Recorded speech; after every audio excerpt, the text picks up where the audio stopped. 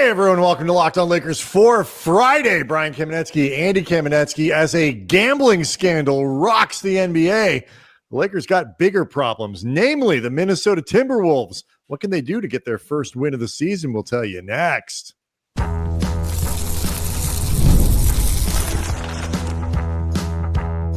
You are Locked On Lakers, your daily Los Angeles Lakers podcast, part of the Locked On Podcast Network, your team every day.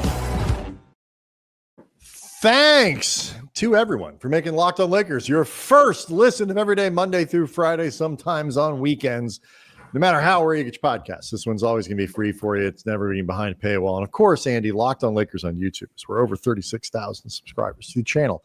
Are all hanging out. They're talking to us. They're talking to each other. They are certainly absorbed into what is happening around the NBA with the big gambling scandal that broke on Thursday. They are equally, perhaps, if not more, I would probably say more, invested in what is going to happen on Friday night when the Lakers play their second game of the season, welcoming the formidable Minnesota Timberwolves to the Crypto.com arena. Of course, we all remember what happened the last time the Lakers saw the Wolves. It was not pretty. So plenty to prove for the Lakers in this game. Plenty for us to prove, Andy, over the next half hour or so. But before we get to it, we need to let everyone know that today's episode is brought to you by FanDuel. Right now, new customers can bet just $5. And if your bet wins, you get $300 in bonus bets to use across the app. Head to FanDuel.com to get started. We will get you updated on everything that's expected for Friday night, including who is going to be playing and who might not. But first, Andy, this gambling thing was kind of crazy and at least tangentially involves the Lakers and LeBron.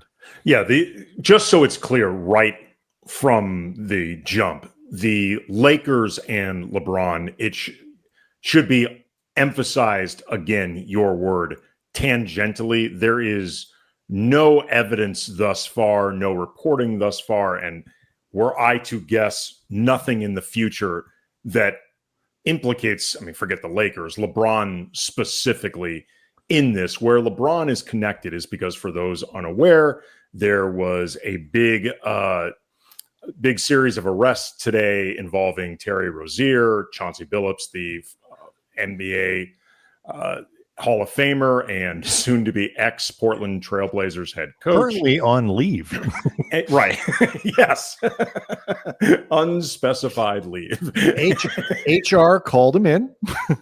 Said, Chauncey, we're going to have to put you on leave until this gets sorted out. But also Damon Jones, former teammate of LeBron's, former unofficial Lakers assistant coach, and he has been implicated, specifically accused of tipping off gamblers about information involving the Lakers with games. One of them, a game that it is known, a game that it's very heavily implied LeBron was not going to play in. Therefore, hey, good info for you to have. The Lakers may end up losing this game because there's no LeBron. You should bet heavy on it.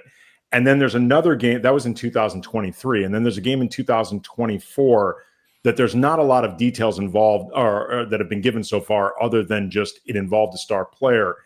I did a little bit of researching the game in question, which was on January 15th, 2024. LeBron against the Thunder, LeBron returned from a 4-game absence.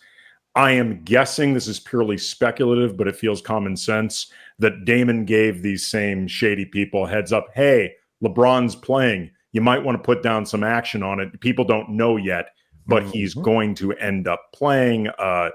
Damon Jones also allegedly added in a text before the 2023 game, bet enough so D Jones can eat now.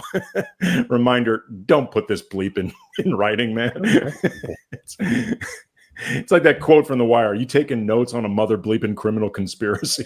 Just don't do it. Write this stuff down. So yeah, we'll see where this goes. It's not the first time the league has dealt with a gambling scandal. More information is going to come out about this over time. It comes at a sensitive time with the league, with league partners, as sports gambling is obviously a much more mainstream part of the NBA and sports more broadly. So it is going to be a fascinating story, no doubt, and one that will unfold over time. It would be absolutely stunning if it turned out that LeBron was actually implicated. Right. No, I'm just so it's made perfectly clear to our audience, neither one of us thinks there is a shot in hell that LeBron will eventually be implicated. Quite frankly, if Damon Jones needed money that bad and let LeBron know, it would be much simpler for LeBron just to say, how much do you need? It'd be way simpler.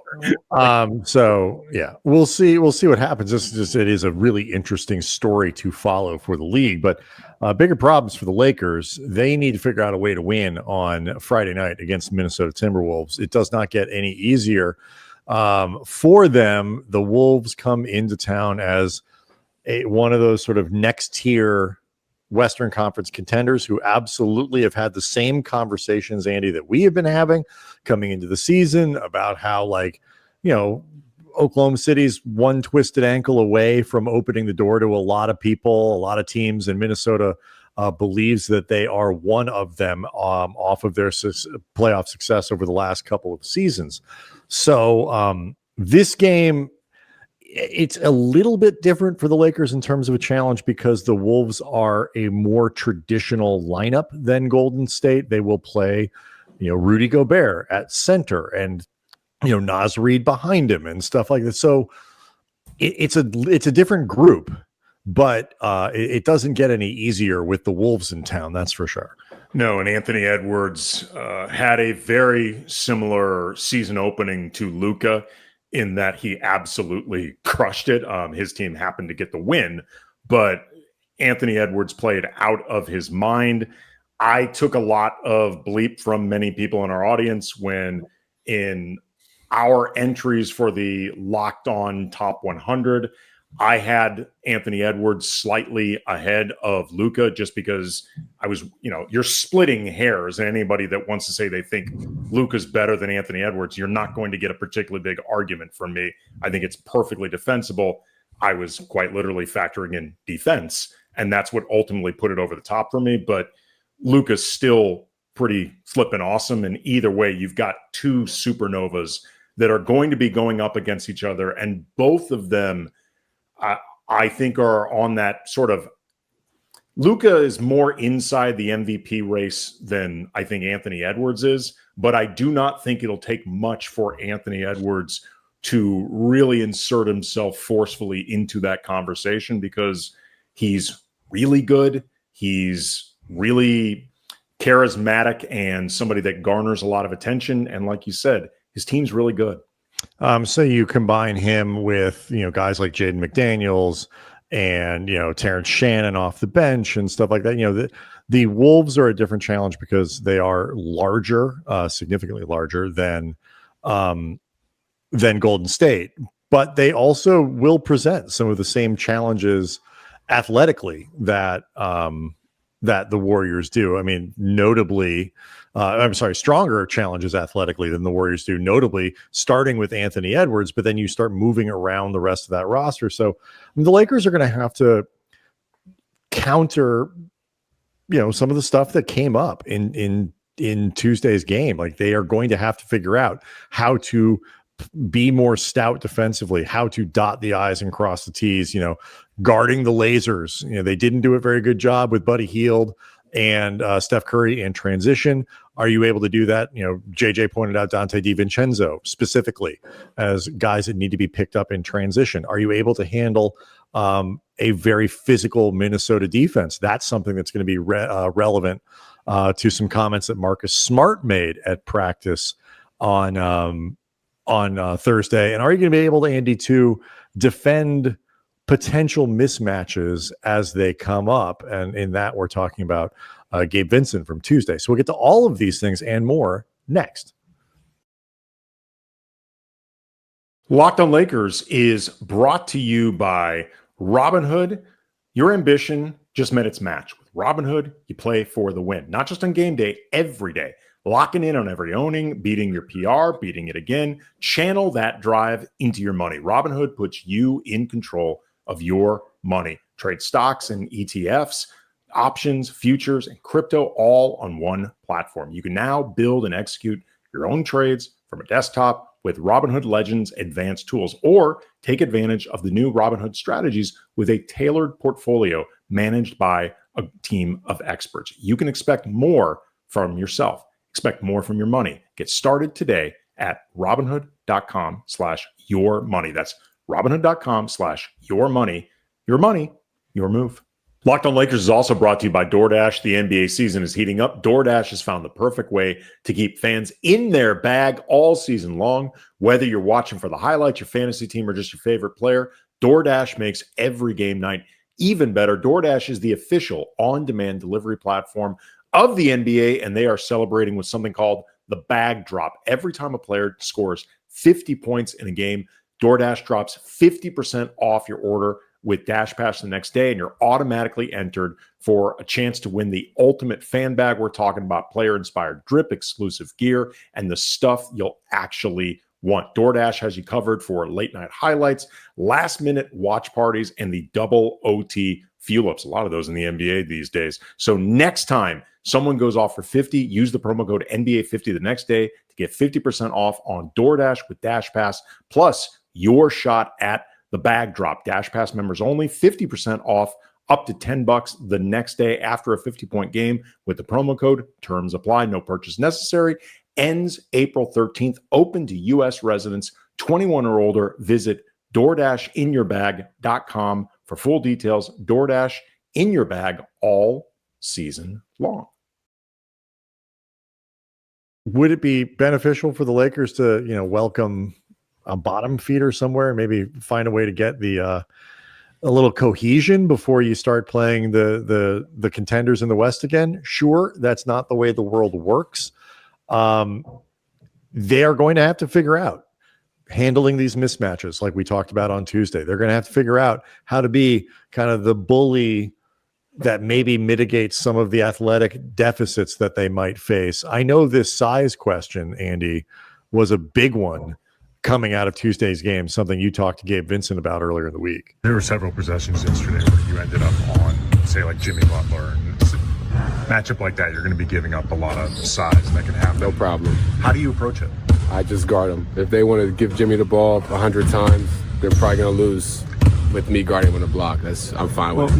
Even not Jimmy specifically, but like in general, when you have those type of matchups, because that could happen over the course of the season. How do you approach those when you're giving up that size? I just guard them. I don't really see it as a size give up. It's more of like, if this is how you guys want to play, that's in our favor. So go for it. Try to beat Gabe Vincent one-on-one in the post. You're probably not going to score 100 points. So I think we'll be all right. Gabe Vincent going third person when some pesky pencil neck reporters asking him questions. Love it. Podcaster. Exactly. I think this to me, it's less about Gabe Vincent than it is just about, I agree with you, sort of how you structure the starting lineup. Because it's a misconception that when Lakers start Gabe, they are not playing small. They are not running out there with a small lineup. They're still starting. Vincent is relatively small by NBA standards, but the rest of the lineup isn't. It's not like, Reeves is 6'5", Luka is 6'6", Rui is 6'8", and Ayton is 7 feet tall. Like, it is a pretty conventional lineup that they're putting out. There are other teams around the league that have players who are 6'3" that play for their team. The question becomes either what arrangement do you put out?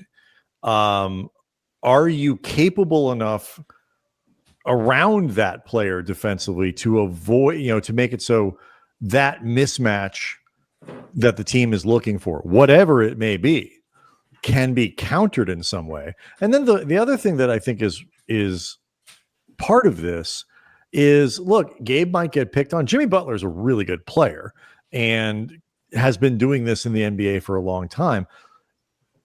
Gabe, they can get away with Gabe as a starter occasionally getting picked on, and I agree with them. There will be times when teams try to focus too much on getting that mismatch, and you tilt your offense in ways that it shouldn't be. We see that all the time across the NBA.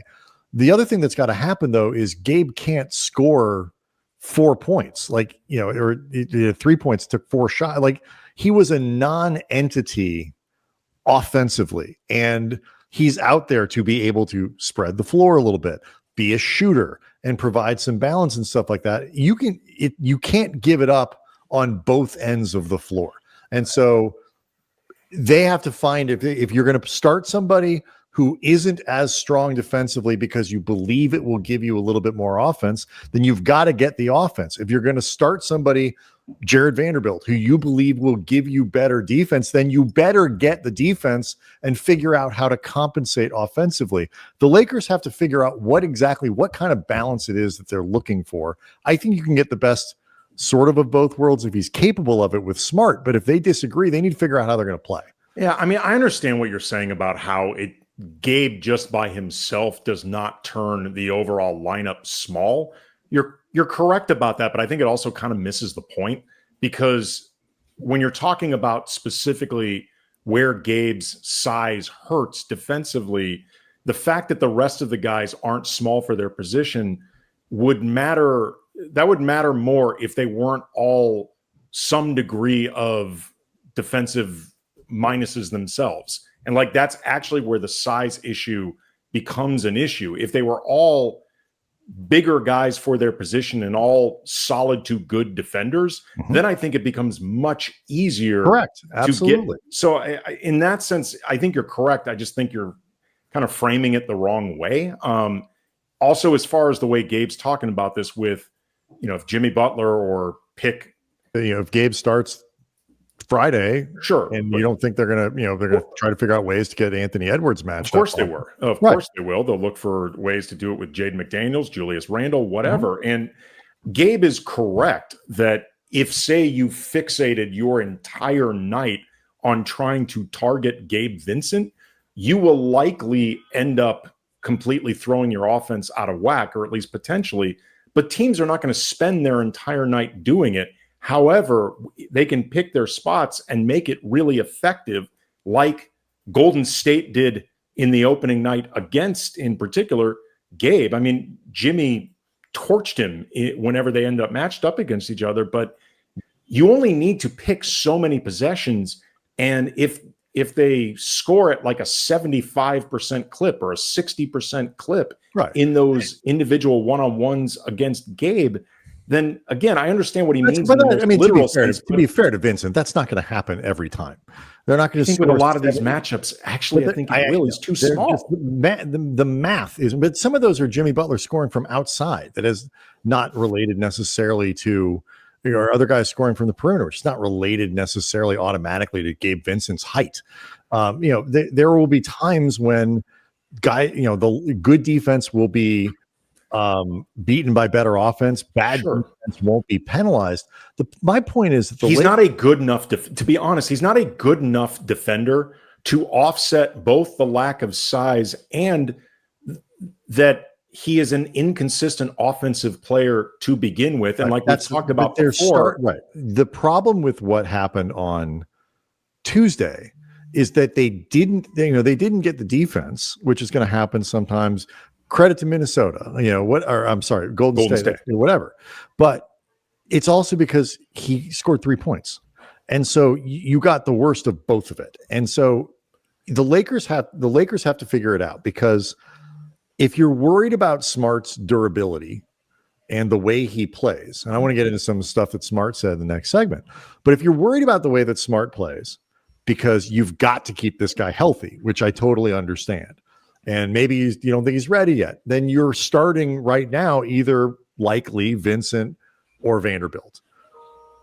Either one of those guys, you're going to have to figure out how to compensate for the stuff that they don't do well. And the Lakers are in a place where they are going to be less protected with their more flawed players. That is, something we kind of hoped that they'd be able to bridge a little bit with the roster that they've put back together. And I think Ayton's going to be better on Friday than he was. I think Vincent will be better on Friday than he was. Like, I expect them to look a little bit better or play a little bit better than they did on Tuesday.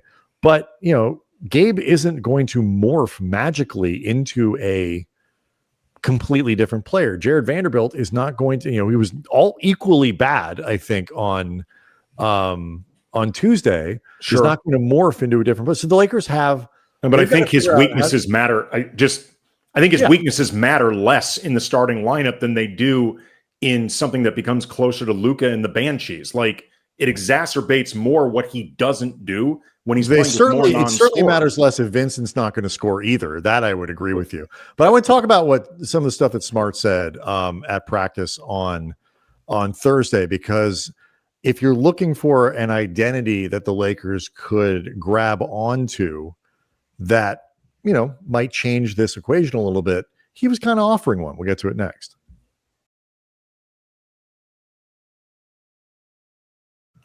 Locked on Lakers is brought to you by Rougiette. Let's be real. Making excuses doesn't solve anything. We've all heard it before. It's just stress. I'm tired. It happens to everyone sometimes. But when it comes to performance, sometimes your body just needs a little extra support. That's where Rougiette comes in. Rougiette offers fast-acting doctor-prescribed treatments for ED designed to help you stop making excuses, start making moves. Rougiette makes it easy to get started. You just connect with a board-certified doctor 100% online. There's no awkward waiting room. There's no in-person appointments.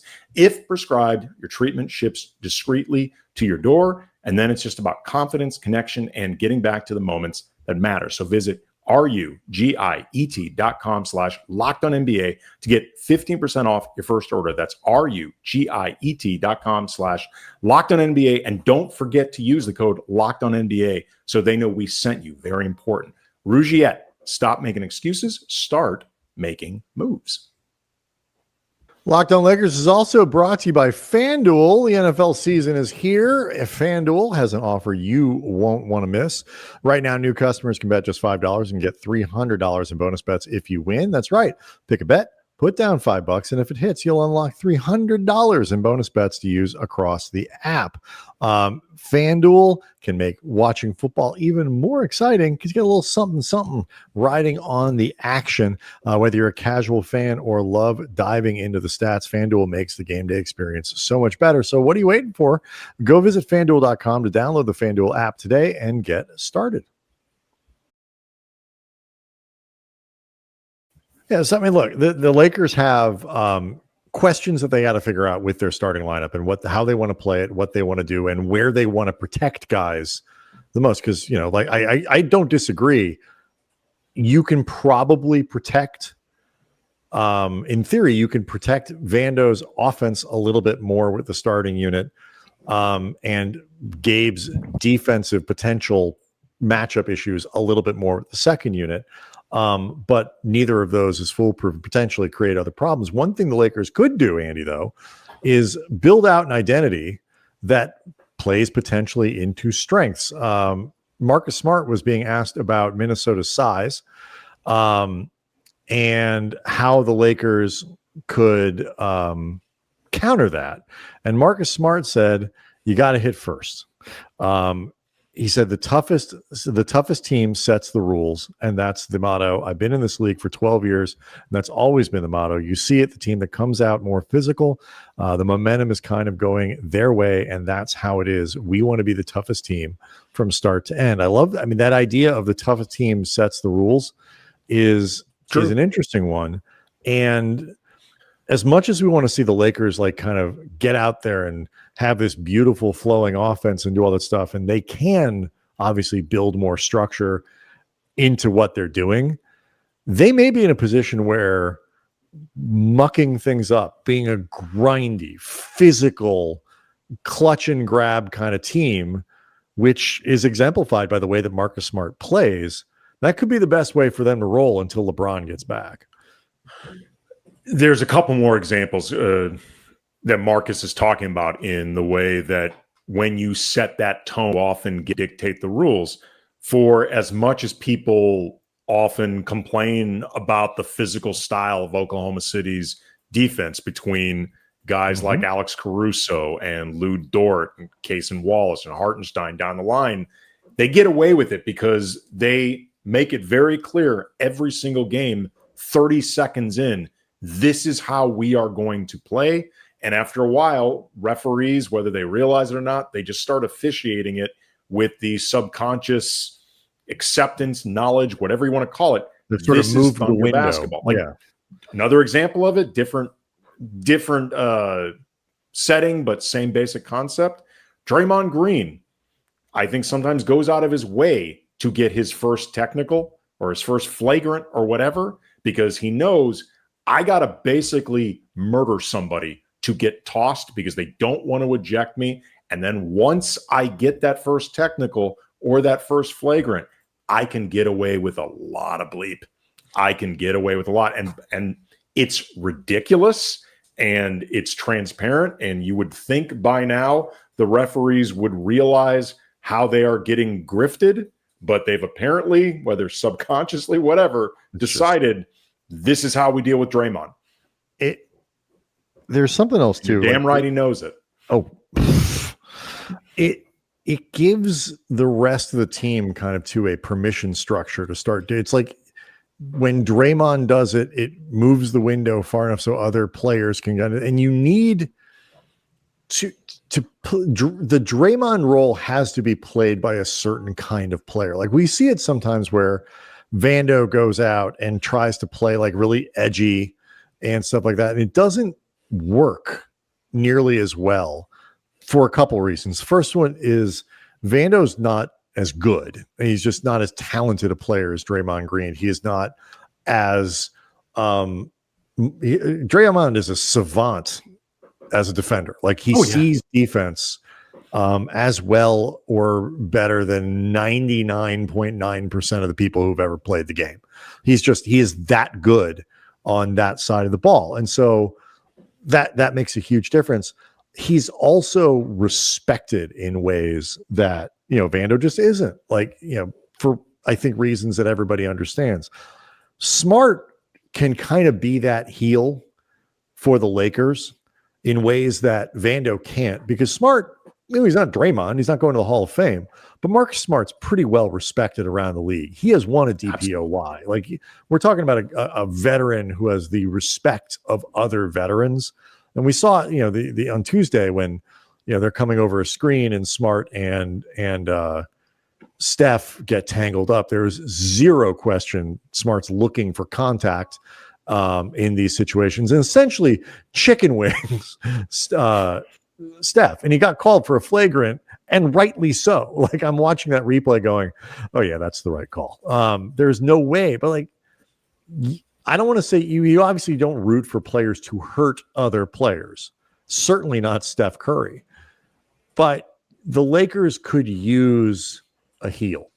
And Smart, I think, could be that guy. And I do think Vando does some of that for them. He does, but then Vando's like the secondary guy, like, who can come in and do those things. I just don't think he can be your lead character. No, I'm not saying he can be the lead heel. I'm just saying he willingly plays it. But to your point, they need either two heels or a heel that you can, like a 1A heel that you can keep on the court longer. Yeah. And so if they can set this identity, and the part of this that Smart followed up with to that quote was, he was asked directly, I think by Mike Trudell, I think it was, asked him, can this physicality, that sort of taking it to the other team, setting the rules, so to speak, can this be the sort of thing that can mitigate disadvantages you might have because you're a little less athletic or you're a little less big, both of which the Lakers become when LeBron doesn't play. It's not just you lose LeBron's skill, you lose LeBron's playmaking, his vision, and all that kind of stuff. He is still, especially on offense, getting up and down the floor, a freight train that nobody wants to get in the way of. You see a lot of people making business decisions to get out of LeBron's way in transition. He's also huge. LeBron is an enormous wall of a human.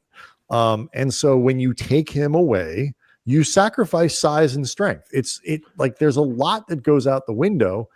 for the 15 games that LeBron can't play. And so they need, like, that's again, I think Smart is on to something with this idea of what can we do as an identity to pull teams a little closer to us. And I think this is one of the ways to do it. Well, I was thinking about Rui in talking about the Minnesota series. I don't remember if he said this during the actual series or like his exit interview or if it was on media day, but he talked about it would be nice to have somebody else in there to try to get rebounds away from Rudy Gobert, who is A, one of the best rebounders in the league, and B, like 5 or 6 inches taller than me. Like there's only so, I think he said something to the like, I'm wrestling with a bear. Like there's only so much I can do. Enter DeAndre Ayton. And that is going to become really in between DeAndre Ayton and a hopefully more functional Jared Vanderbilt. That's going to be a big deal on the glass. And the glass last year was a huge problem for the Lakers in that series. Minnesota grabbed over 5 games, 219 rebounds. The Lakers, 195. They averaged almost 44 rebounds a game, the Timberwolves. The Lakers, 39.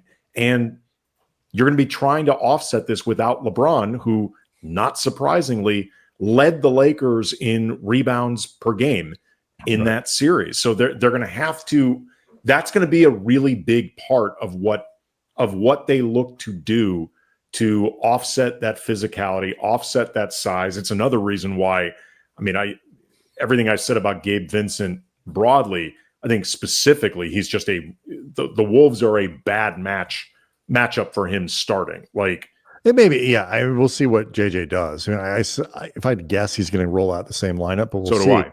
But I think, for all of the, they're a big team. They are, and I mentioned, Vincent's, the focus on the defense and the matchups, totally valid. I'm not saying we got to ignore it. Don't forget the 3 points. DeAndre Ayton, people were focusing on, kind of looking out of sorts offensively, and he had 10 points. He was the only other Laker besides the big two in double figures, but it was hardly a powerful offensive game from Ayton. I'm over here waving my arms going 6 rebounds. Like that, that's not enough. Absolutely. For, like I can live with, there'll be plenty of nights where I can live with 10 points. There'll be very few nights the Lakers can live with 6 rebounds. It's like they need to do, like the players who are here need to be able to do the things that are kind of supposed to be in their wheelhouse that don't involve carrying the team. Gabe Vincent, if he's going to play, it's in part because he's a floor stretcher who can make 3-pointers and give space to the Lakers offense. If he takes 2 or 3 shots, 4 shots, and finishes with 3 points, that is a failure.